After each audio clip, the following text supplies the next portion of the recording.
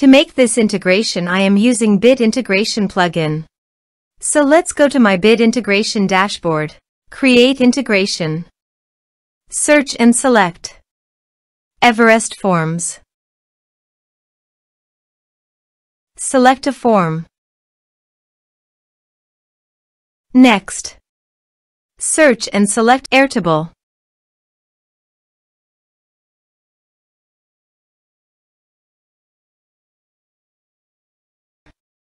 Give here personal access token. So please visit personal access token.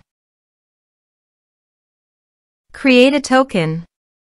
Give here the token name.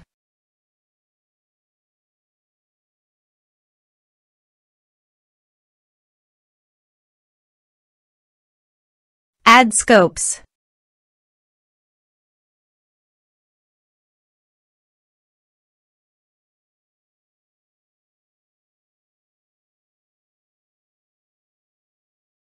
Add a base. Create token. Copy the token and paste it here. Authorize it. Authorization is successfully done.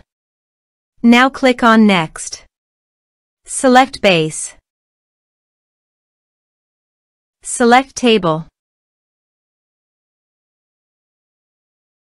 Map the respective fields.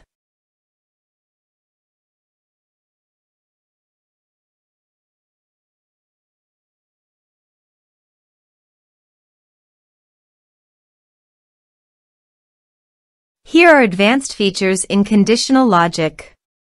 If you want, you can use it for your own requirement. Click on Next, finish and save it. Go to the Everest Forms and fill in the form.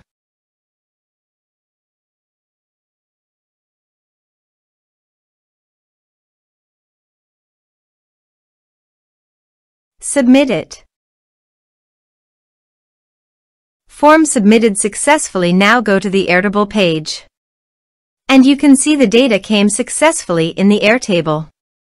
Thanks for watching this video.